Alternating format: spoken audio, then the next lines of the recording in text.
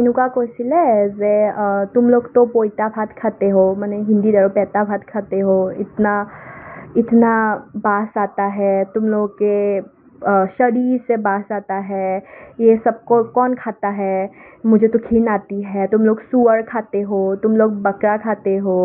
इसीलिए तुम लोग का दिमाग नहीं चलता है সেনেকৈ কৈছিলে আৰু কৈছিলে অসমীয়া মানুহৰ মাথা নাই আৰু তেওঁতো অসমলৈ এইটো কাৰণে আহিছে কি যেন তেওঁ আমাক মানে অসমীয়া মানুহক বুৰ্বক বনাই কিনে বিজনেছত ৰাইজ কৰিব পাৰে তেওঁৰ মতে মানে অসমৰ কোনো মানুহে মানে বিজনেছত মানে নাই তো CM হওক বা গভৰ্ণমেণ্টৰ যোনে নহওক পলিটিকেল পাৰ্টি চব মোৰ তলত আছে যিমান মিডিয়া আছে চব মোৰ তলত আছে চবকে কিনি লৈছোঁ তহঁতে যদি বাহিৰত কিবা ক'ব যাওঁ তেতিয়াহ'লে তহঁতৰে বিপদ হ'ব পৱন ছাৰ যে এনেকুৱা হ'ল আমাৰ বহুত দুখ লাগিছে ষ্টুডেণ্টবিলাকৰ আৰু যদিও আমি পাৰ্চনেলি ছাৰক নাজানিছিলোঁ তেওঁৰ বিষয়ে আমি বহুত শুনিছিলোঁ আমি বহুত বেছি মানে বেয়া লাগিছে কথাটো শুনি কিন্তু আমি জানিছিলোঁ তেওঁৰ বিকাশ চিচদিয়াৰ ষ্টুডেণ্টে আমি জানিছিলোঁ যে ভৱিষ্যতে এনেকুৱা নহয় এনেকুৱা এটা কিবা এটা হ'বই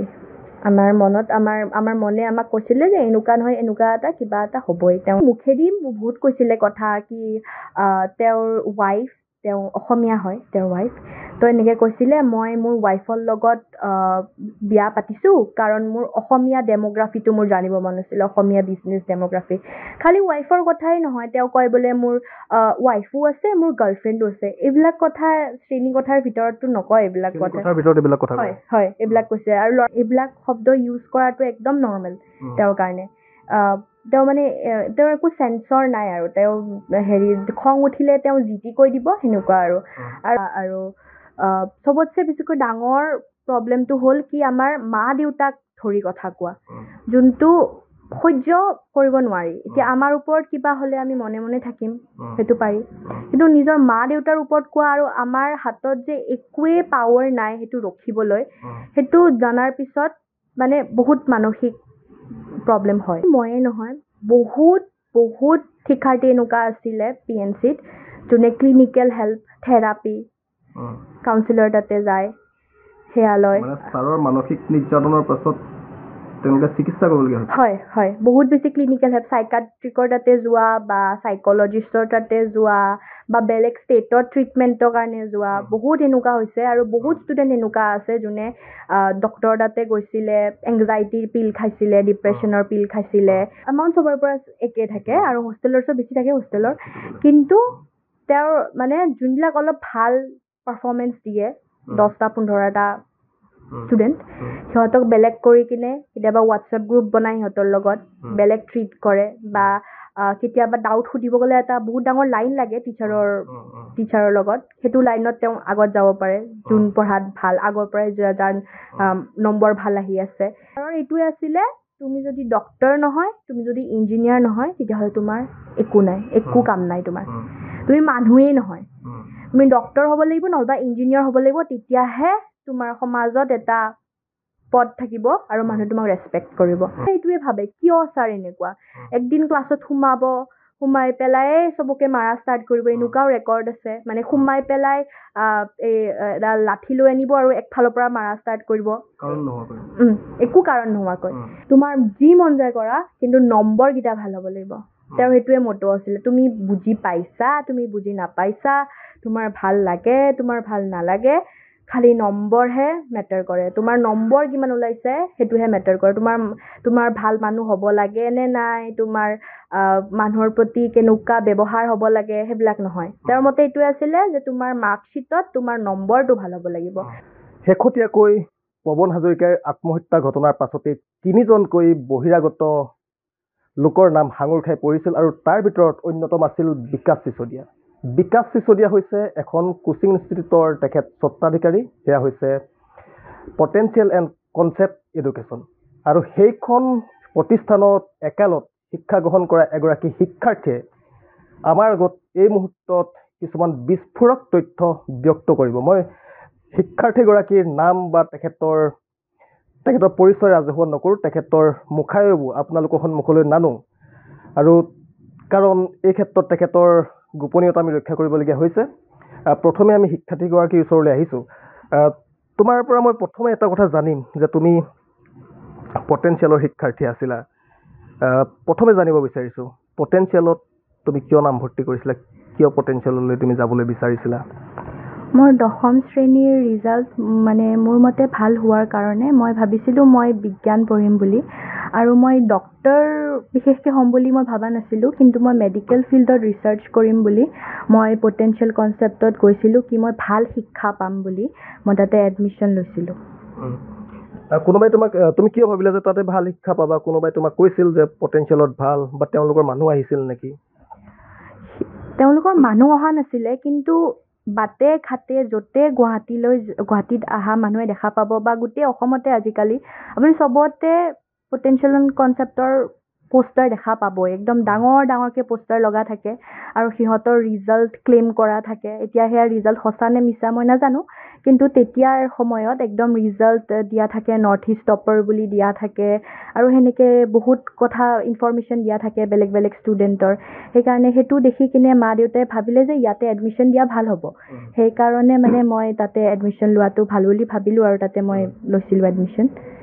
গৈ কি দেখিলা যে ভাল বুলি ভাবিছিলা, ভাল হ'ল নে নহ'ল? প্ৰথম কেইদিনটো ভালে আছিলে, কাৰণ প্ৰথম কেইদিন নতুন নতুন ষ্টুডেণ্ট আহি আছিলে আৰু পেৰেণ্টছবিলাকো অহা যোৱা কৰি আছিলে হোষ্টেলৰ ষ্টুডেণ্টবিলাকৰ। কিন্তু যেতিয়া বস্তুবিলাক অলপ ছেটেল হৈ গ'ল, যেতিয়া হোষ্টেলৰ ষ্টুডেণ্টছবিলাকো ছেটেল হৈ গ'ল নিজৰ জেগাত, আৰু আমিও যেতিয়া অলপ জানিলোঁ কি কোচিং বস্তুটো কেনেকুৱা, তেতিয়া 2-3 দিনমানৰ পিছৰ পৰাই বিকাশ চিচোদিয়া ছাৰে নিজৰ আচল ৰূপ দেখাই দিলে। তেওঁ ফিজিক্সৰ টিচাৰ বুলি নিজকে বহুত প্ৰাউড ফিল কৰি কয়। তেওঁ কয় যে তেওঁ গুৱাহাটী IITত এনেকুৱা এটা সময়ত আহিছিল যেতিয়া তেওঁৰ তাতে একেবাৰে পইচা নাছিলে। তাৰপিছত সেইটো ধুনীয়াকৈ ক'লে। আমি ভাবিলোঁ কি আমি বহুত ভাল জেগাত আছোঁ, আমি ইয়াতে এনেকুৱা এটা টিচাৰৰ পৰা শিকিম যোনে বহুত বেয়া অৱস্থাৰ পৰা আহি এতিয়া নিজে ৰাইজ কৰিছে। আমি এনেকৈ পঢ়িছিলোঁ, কিন্তু যেতিয়া এজন ছাত্ৰ বা ছাত্ৰীয়ে এটা সৰু ভুল কৰিছিলে 11th বিজ্ঞানত, তেতিয়া তেওঁ এনেকুৱা অশ্লীল ভাষাৰ শব্দ ব্যৱহাৰ কৰা হ'ল যোনটো অসমীয়া ঘৰ এখনত নচলে। আমি শুনি মানে আমি বুজি নাপাওঁ। মই আহি পেলাই মোৰ মাক সোধোঁ কি মা এইটো মানে কি, আৰু মা একেবাৰে শ্বকড হৈ যায়, দেউতা একেবাৰে শ্বকড হৈ যায়, আৰু ইমান বেয়া শব্দ কয় কি দেউতা আৰু মায়ে মানে বিশ্বাস কৰিবলৈ মানে অলপ টান পায় কি এনেকুৱা একচুৱেলি এটা ক্লাছৰুমত এনেকুৱা বস্তুবোৰ কোৱা যায়। তাৰপিছত প্ৰথমেতো আমি ভাবা নাছিলোঁ এনেকুৱা হ'ব বুলি, কিন্তু যেতিয়া অশ্লীল কথা কোৱা ষ্টাৰ্ট কৰিলে তেতিয়া আমি ভাবিছিলোঁ যে চাগে এইখিনিয়ে, ইয়াতছে বেছি চাগে একো নহয়, খালি অশ্লীল কথাই ক'ব চাগে, আমি এনেকৈ ভাবিছিলোঁ। আৰু কিন্তু পিছলৈ আৰু বহুত ঘটনা হ'ল, বহুত কথা ক'লে তেওঁ। কেনেকুৱা ধৰণৰ ঘটনা ঘটিল পাছলৈ যেনেকৈ কোনোবা ষ্টুডেণ্ট মানে এবচেণ্ট হ'বলগীয়া হৈছিলে। এতিয়া 11th যেতিয়া আমি ফাৰ্ষ্ট যাওঁ তেতিয়া 15-16 বছৰীয়া হয়, তাতছে বেছি নহয়, মেক্সিমাম 17 বছৰৰ হয় এজন ছাত্ৰ ছাত্ৰী। এতিয়া বহুত শাৰীৰিক প্ৰব্লেমো আহি পৰে আৰু মানসিক প্ৰব্লেমো আহে। তেতিয়া মানে আৰু হোষ্টেলৰ ষ্টুডেণ্টে হওক বা ডে স্কলাৰৰো বহুত দিগদাৰী হয়। ৰাতিপুৱা 7টা বজাতে উঠি বাছত যোৱা, সেনেকৈ অলপ দিগদাৰী হয়, আৰু 3:30লৈকে ক্লাছ কৰা। তো বহুত ষ্টুডেণ্টে কেতিয়াবা এবচেণ্ট হৈছিলে। তো ছাৰৰ মানে এবচেণ্ট হ'লে মানে একদম সহ্য নহৈছিল ছাৰৰ কথাটো। এতিয়া সেইটো আমি ভাবিছিলোঁ আমাৰ ভালৰ কাৰণে তেওঁ এনেকুৱা লাগিছিল, কিন্তু এনেকুৱা নহয়। একদিন মানে মই এবচেণ্ট আছিলোঁ, তেতিয়া মানে মোক উঠাই পেলাই সুধিছিলে তুম কিয় এবচেণ্ট হে। তেওঁ বিশেষ মানে তেওঁ কেতিয়াও ইংলিছৰ ব্যৱহাৰ কৰা নাই ক্লাছত, না অসমীয়া ব্যৱহাৰ কৰিছিল, তেওঁ হিন্দীতে কৈছিলে, আৰু তেওঁৰ ডেফিনেশ্যনবিলাক মুখস্থ আছিল ইংলিছত, সেয়া আহি আমাক লিখাই দিছিলে। বাকী চব তেওঁৰ হিন্দীতে চলিছিলে। তো তেওঁ সুধিছিলে কি তুম কিয় এবচেণ্ট হে। তো মই কৈছোঁ, এইটো একদম ক্লাছৰ মাজতে, তো মই ক'লোঁ কি মানে মোৰ এনেকুৱা বেমাৰ হৈছিলে, সেইকাৰণে মই এবচেণ্ট আছিলোঁ। তেতিয়া ছাৰে ক'লে, একদম স্পষ্টভাৱে তেওঁ ক'লে কি যে तुम्हारा इतना बीमारी होता है तो तुम जी के क्या करोगे, तुम सुइसाइड कर लो। এতিয়া মানে মই মানে তভক খাই গ'লোঁ। মই মানে ভাবাই নাছিলোঁ যে এজন শিক্ষকে এনেকৈ ক'ব পাৰে। ক্লাছ ক্ষতি কৰিলে তেনেকৈ কয়? হয়। তুমি এদিন এবচেণ্ট আছিলা আৰু তোমাক ক'লে যে কিয় নাহিলা, তেতিয়া তুমি ক'লা তোমাৰ বেমাৰ হৈছিল, আৰু তেতিয়া ক'লে তুমি ছুইচাইড কৰিব লাগে বুলি ক'লে। কিয় এনেকৈ বেলেগ শিক্ষাৰ্থীকো এনেকৈ কয় নেকি? হয়, এইটো খালি মোৰ লগতে এনেকুৱা হোৱা নাই, এনেকুৱা বহুতৰ লগত হৈছে। আৰু তেওঁ এনেকুৱা ছুইচাইড, মাৰ্ডাৰ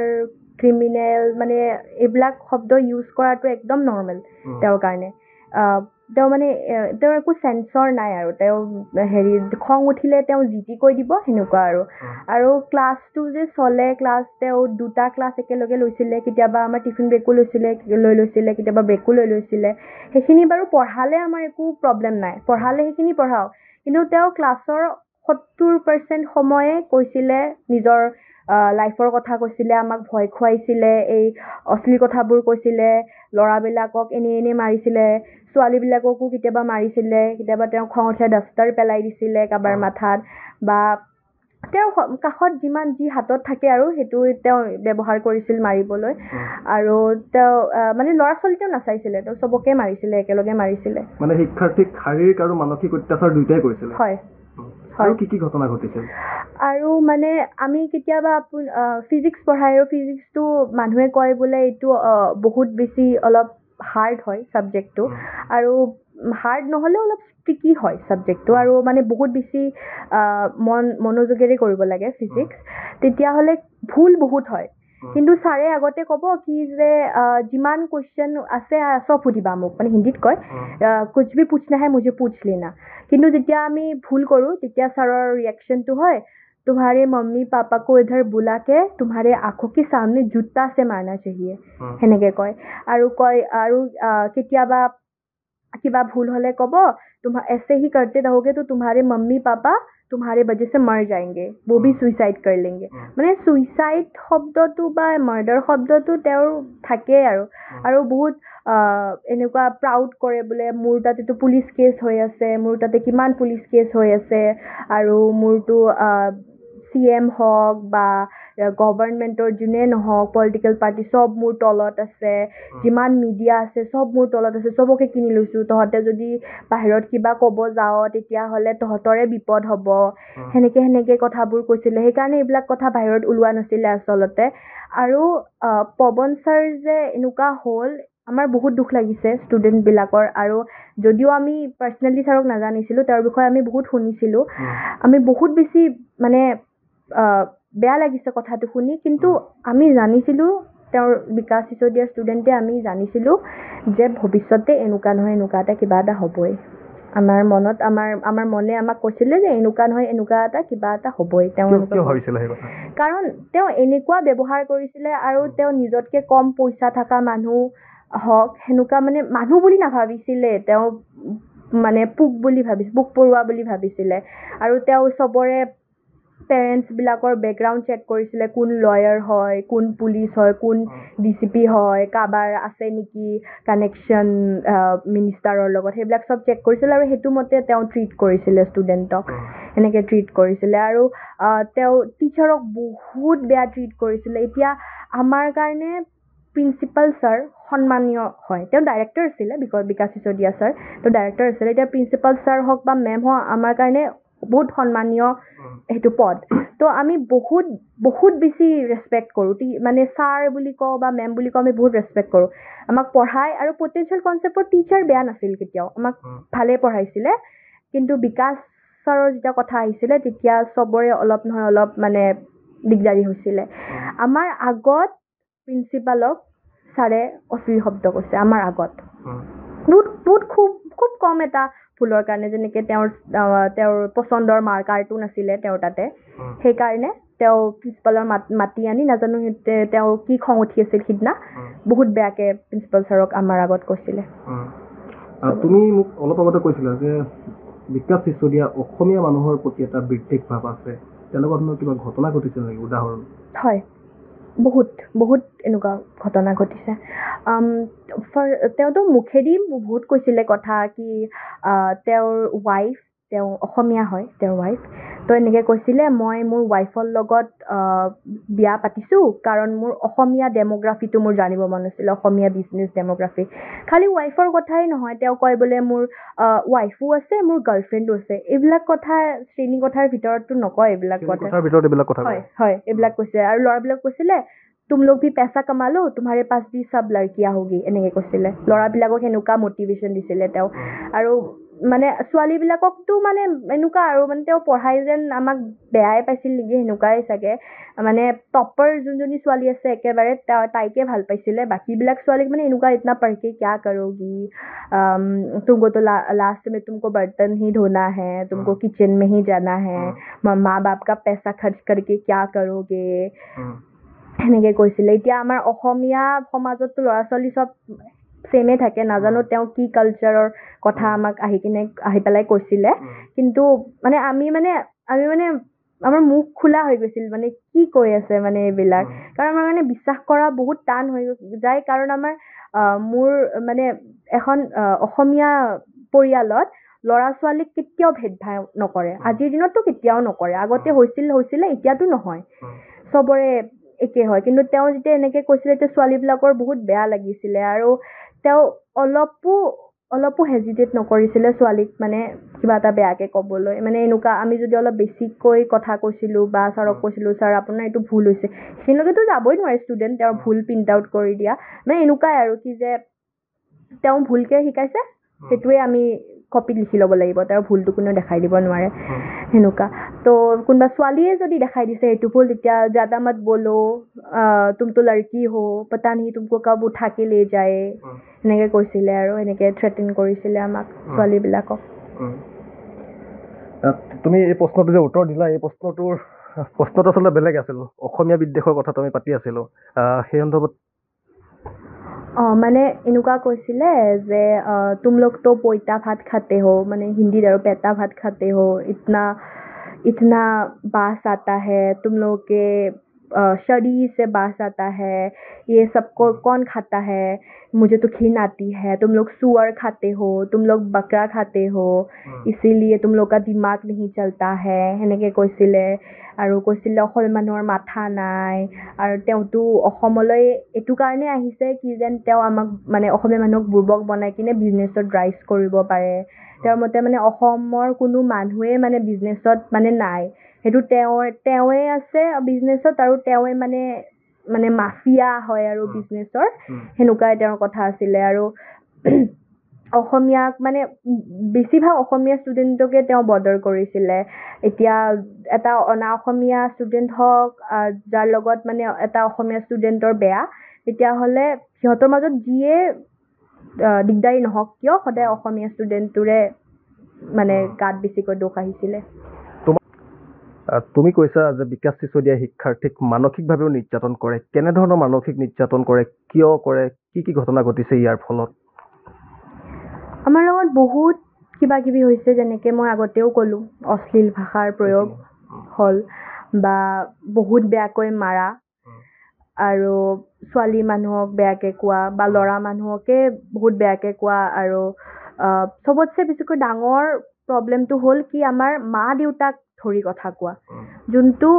সহ্য কৰিব নোৱাৰি এতিয়া আমাৰ ওপৰত কিবা হ'লে আমি মনে মনে থাকিম সেইটো পাৰি কিন্তু নিজৰ মা দেউতাৰ ওপৰত কোৱা আৰু আমাৰ হাতত যে একোৱেই পাৱাৰ নাই সেইটো ৰখিবলৈ সেইটো জনাৰ পিছত মানে বহুত মানসিক